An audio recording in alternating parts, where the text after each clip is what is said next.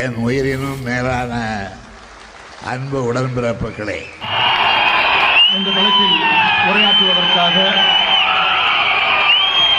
நம்முடைய மாண்புமிகு கல்வி அமைச்சர் அன்பில் மகேஷ் பொய்யாமொழி அவர்கள் வருகிறார்.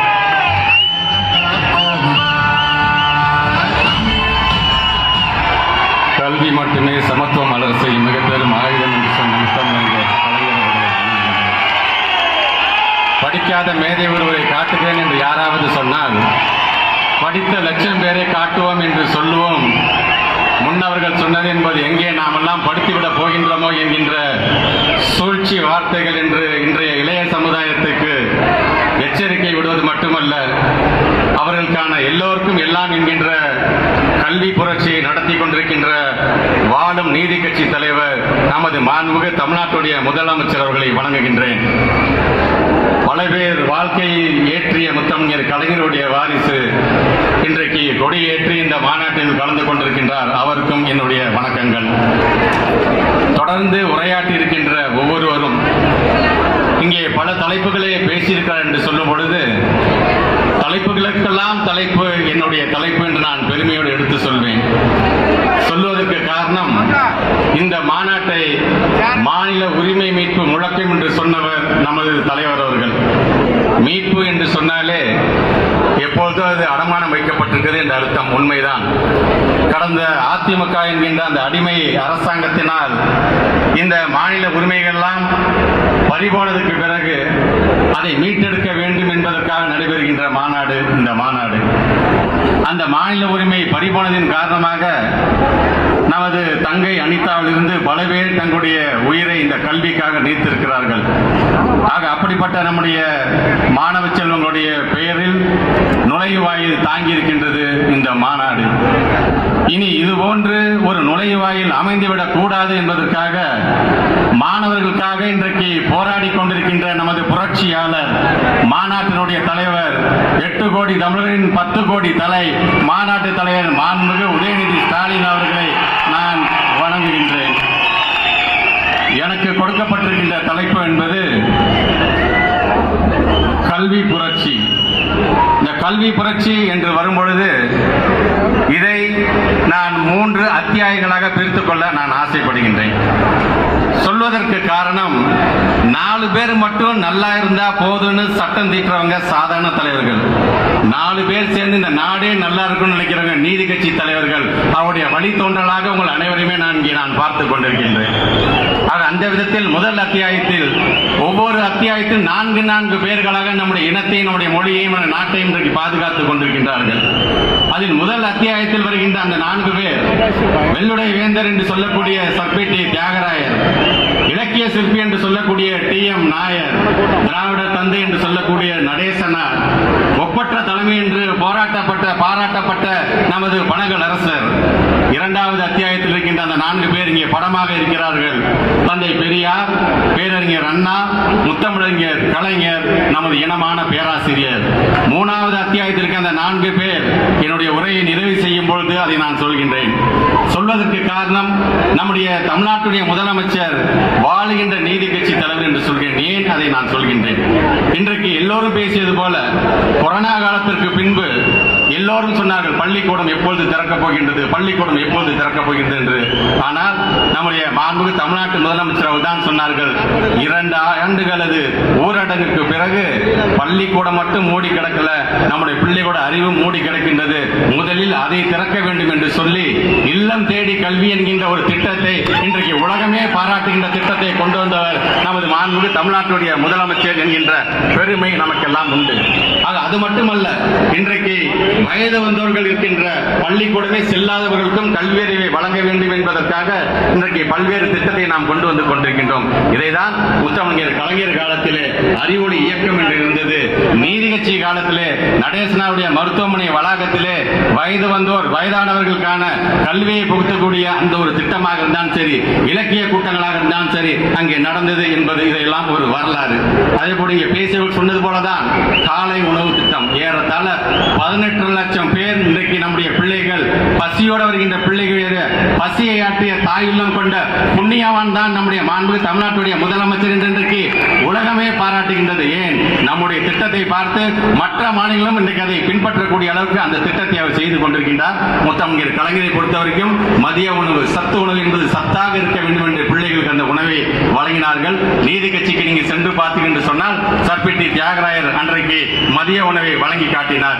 இப்படி வழி வழியாக நீதி கட்சி தலைவர்கள் என்னென்ன செய்தார்களோ அதையெல்லாம் தொடர்ந்து செய்து கொண்டிருப்பவர் தான் நமது மாண்புமிகு தமிழ்நாட்டுடைய முதலமைச்சர்கள். ஏன் 7.5% ஒதுக்கீடு என்பது அரசு பள்ளியை சார்ந்திருக்கின்ற மாணவர்களுக்கு மருத்துவத்துறை மட்டுமல்ல, தொழில் படிப்பை சார்ந்திருக்கின்ற அது வேளாணாக இருந்தாலும் சரி, அது சட்டமாக இருந்தாலும் சரி, அது பொறியாளராக இருந்தாலும் சரி, அனைவருக்குமே இது பொருந்தும் என்கிற அளவிற்கு அந்த சட்டத்தை தீட்டி தந்தவர் நமது மாண்புமிகு தமிழ்நாட்டுடைய முதலமைச்சர்கள். இதைதான் முத்தமிழர் கலைஞர் அவர்கள் இங்கே பேசி அனைவரும் இந்த இடஒதுக்கீடை பற்றி பேசினார்கள். இன்றைக்கு இருக்கின்ற ஒன்றிய அரசாங்கத்தில் இருக்கின்றவர்களா நான் இந்த சாதியை சார்ந்தவருக்கு இந்த பொறுப்பு கொடுத்திருக்கேன், இந்த சாதியை சார்ந்த இவருக்கு இந்த பொறுப்பு கொடுத்திருக்கேன்னு சொல்றாங்க. நீ ஒருத்தருக்கு பொறுப்பு கொடுத்து பேசுற அந்த ஒட்டுமொத்த சமுதாயத்துக்கும் இடஒதுக்கீடு தந்தவர் எங்களுடைய முத்தமிழர் கலைஞர் என்கின்ற பெருமை எங்களுக்கு என்றைக்குமே உண்டு. இது நீதி கட்சி காலம் சென்று பாத்தீங்கன்னா கம்யூனல் ஜீவோ 613 அப்படிங்கறத முதல்ல இன்னைக்கு நம்ம ரிசர்வேஷன் பேசுறோம், இடஒதுக்கீடு பேசுறோம். ஆனா இதுக்கெல்லாம் அடித்தளம் அமைத்தது எங்கே என்று சொன்னால் நீதி கட்சி காலத்திலே இதற்கான அடித்தளம் இங்கே நாட்டப்பட்டு இருக்கின்றது. இது மட்டுமல்லாமல் இன்றைக்கு உயர்கல்வி நிறுவனங்கள் பிரீமியம் இன்ஸ்டிடியூஷன்ல சேரக்கூடிய பிள்ளைகளுடைய எண்ணிக்கையாக இருந்தாலும் சரி, நான் முதல்வன் திட்டமாக இருந்தாலும் சரி, புதுமை பெண்ணாக இருந்தாலும் சரி, இன்றைக்கு இதெல்லாம் சேர்ந்து இன்றைக்கு உயர்கல்வியில் சேரக்கூடிய அளவு கிராஸ் என்ரோல்மெண்ட் ரேஷியோ என்று சொல்கிறோமே 51.4% அதிகமாக இருக்கின்றது. ஒன்றிய அரசு இப்பதான் சொல்றான் 2030 நம்ம 50 தாண்ட வேண்டும்ங்கிறான். நாங்க தாண்டி 2 வருஷம் ஆச்சு அப்படிங்கிற பெருமை என்னைக்குமே நமக்கு உண்டு. இதை சொல்வதற்கு காரணம் இதற்கென்று நம்முடைய முத்தமிழர் கலைஞர் செய்தது. 69 அவர் முதலமைச்சராக வந்தபோது ஒட்டுமொத்தமாக தமிழ்நாட்டிலே இருந்தது 2 அரசு சார்ந்திருக்கின்ற 2 கல்லூரிகள் தான். ஆனால் 69 இருந்து 76 வரைக்கும் நம்முடைய முத்தமிழர் கலைஞருடைய ஆட்சி காலத்தில் தான் ஏறத்தாழ 68 கல்லூரிகள் வந்தது என்று சொல்லும் பொழுது இன்னைக்கு இருக்கிற கிராஸ் என்ரோல்மெண்ட் ரேஷியோக்கு அன்றைக்கே அடித்தளமிட்டவர் முத்தமிழர் கலைஞர் அவர்கள். அப்படியே கொஞ்சம் பின்னோக்கி போய் பாருங்க. நீங்க நீதி கட்சி காலத்துல இது மாதிரி எல்லாருமே படிக்க முடியாது, எல்லா வகுப்பை சார்ந்தவர்களும் கல்லூரியில் போய் படிக்க முடியாது. ஏன்னா கல்லூரியோட எண்ணிக்கை ரொம்ப ரொம்ப கம்மி. ஆனால் அன்றைக்கு மெட்ராஸ் யூனிவர்சிட்டி ஆக்ட் 1923 என்ற ஆக்ட் மூலமாக தான் மதராஸ் மாகாணத்தில் இருக்கின்ற பல்வேறு பகுதிகளிலும் கல்லூரிகளில் புதிதாக தொடங்க வேண்டும், பல்கலைக்கழகங்கள் தொடங்க வேண்டும் என்ற ஆக்ட் அன்னைக்கு நீதி கட்சிக்காரங்களை கொண்டு வராங்க. மறந்துடாதீங்க, நமக்கான பல்வேறு திராவிட இயக்கத்தினுடைய தலைவர்கள் தந்த அண்ணாமலை பல்கலைக்கழகம் வருவதற்கு காரணமாக இருந்தது மெட்ராஸ் யூனிவர்சிட்டி ஆக்ட் 1923 என்கின்ற இந்த பெருமை. இப்படி நீதி கட்சி காலத்திலிருந்து தொடர்ந்து அதே போன்று 7.5% நம்முடைய மாணவர்களுக்கு சொல்லும் பொழுது இதோ சதவீதத்தோட நிறுத்திவிடவில்லை. 7.5% நீ கல்லூரியில் சேர போறியா, கவலைப்படாத, கல்வி கட்டணத்தை அரசாங்கம் நாங்களே பார்த்துக்கிறோம், விடுதி கட்டணமா கவலைப்படாத, அதையும் நாங்களே பார்த்துக்கிறோம், பேருந்து கட்டணமா கவலைப்படாத, அதையும் நாங்களே பார்த்துக்கிறோம், கவுன்சிலிங் கலந்தாய்வுக்கு தனியாக ஒரு கட்டணம் இருக்கின்றதா கவலைப்படாத, அதையும் நானே பார்த்துக்கிறேன் என்று சொல்லக்கூடிய ஒரு தாயுள்ளம் கொண்ட முதலமைச்சரை இன்றைக்கு இந்த தமிழ்நாடு பெற்றிருக்கின்றது என்கின்ற பெருமை என்றைக்குமே நமக்கு உண்டு. இதேதான் நம்முடைய முத்தமிழர் கலைஞர் காலத்துக்கு போய் பார்த்தீங்கன்னா PUC வரைக்கும் உங்களுக்கு இலவச கல்வியா தைரியமா படிங்க என்று சொன்னார்கள். அது மட்டுமல்ல, தாழ்த்தப்பட்ட சமுதாயத்தை சார்ந்தவனா 10ஆம் வகுப்பு தேர்வுக்கு உனக்கு கட்டணம் ஃப்ரீ, நீ போய் எழுது அப்படின்னு சொன்னதாக இருந்தாலும் சரி, தமிழ் வழியிலேயே கல்வி படிச்சா கவலைப்படாத, அரசு உத்தியோகத்தில் உனக்கு 20% உனக்கு நான் தரேன் என்று தந்தவர் முத்தமிழர் கலைஞர் அவர்கள். இதே போன்றுதான் அதே போன்று நீதி கட்சி காலத்திலிருந்து இப்படி தொடர்ந்து நம்முடைய இனத்தை நம்முடைய மொழியை இன்றைக்கு தூக்கி பிடிக்கக்கூடிய ஒரு இயக்கமாக நீதி கட்சியிலிருந்து இன்றைக்கு திராவிட முன்னேற்ற கழகம் வரைக்கும் நாம் வந்திருக்கிறதுக்கு என்று சொன்னால் அதுதான் நாம் இருக்கின்ற இந்த இயக்கத்தில் நாம் இருக்கின்றோம் என்கின்ற அந்த பெருமை. அது மட்டுமல்ல, இன்னைக்கு NEP பத்தி பேசுறோம். நியூ எஜுகேஷன் பாலிசி என்ன பண்றாங்க, இருமொழி கொள்கைக்கு வேட்டு வைக்க பாக்குறாங்க.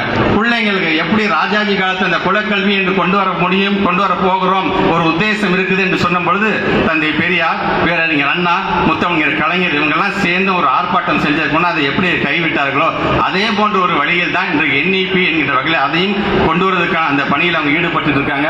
ஆக அன்றைக்கு எப்படி நம்ம நீதி கட்சி தலைவர்கள் இதெல்லாம் எதிர்த்தார்களோ, எப்படி நம்முடைய முத்தமிழர் கலைஞரை எதிர்த்தாரோ, இன்றைக்கும் நம்முடைய தமிழ்நாட்டுடைய முதலமைச்சர் அவர்கள் எங்களுடைய ஸ்டேட் எஜுகேஷன் பாலிசி இருக்கு, என் பிள்ளைக்கு என்னுடைய பண்பாட்டு இருக்கு, என் கலாச்சாரத்துக்கு என்ன கல்வி கொடுக்கணும் அது எங்களுக்கு தெரியும், நீ எனக்கு சொல்லாத என்று சொல்லக்கூடிய ஒரு முதலமைச்சரை இன்றைக்கு நம்முடைய தமிழ்நாடு பெற்றிருக்கின்றது.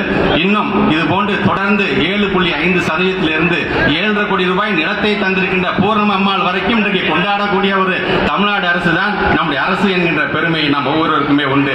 ஆக அந்த வகையில் மக்களாட்சி மூலமாக பொறுப்புக்கு வந்த பிறகு ஒரு மக்கள் பிரதிநிதி எப்படி நடந்து கொள்ள வேண்டும் என்பதற்கு முதல் ஆளாக இருப்பவர் நம்முடைய தமிழ்நாட்டுடைய முதலமைச்சர் அவர்கள். ஆனால் அதே சமயத்தில் நான் எச்சரிக்கையோடு நான் சொல்கின்றேன், மக்களாட்சியின் மூலமாக பதவிக்கு வந்து ஆடாத ஆட்டம் எல்லாம் ஆடுகின்ற ஒன்றிய அரசாங்கத்தினுடைய ஆட்சியாளர்களுக்கு அண்ணா மொழியில் அண்ணா வழியில் சொல்ல வேண்டும் என்று சொன்னால், தங்கத்தால் கோட்டை கட்டி வைரமளித்த வாயில் அமைத்து கோட்டையை சுற்றி நீங்கள் ஆத்திகம் என்கின்ற ஆழியை அமைத்து அதிலே மத குருபார்கள் என்கின்ற முதலையை வளர்த்து கோட்டையின் மீது பரம்பரை என்கின்ற அந்த கொடிமரம் நாட்டி அதிலே படோடபம் என்கின்ற கொடியை பறக்கவிட்டு பார்ப்போர் கண்கூச பளபளப்பும் கேட்போர் செவி குடைய அட்டகாசமும் செய்த கொடுங்கோலன்கள் எல்லாம் பகல் பட்டினிகளால் பஞ்சை பணாதைகளால் நொன்ன உள்ளெடுக்கிறார் தாக்குண்டு தகர்ந்து தரை மீது சிதறி சிதறி வீழ்ந்து மண்மேடுகள் ஆனதெல்லாம் புராணம் அல்ல, வரலாறு. அந்த வரலாற்றினை நடைபெற இருக்கின்ற நாடாளுமன்ற தேர்தலில் இந்த இந்திய கூட்டணியை வழிநடத்தி கொண்டிருக்கின்ற மாண்புமிகு தமிழ்நாட்டு முதலமைச்சர்கள் படைப்பார்கள்.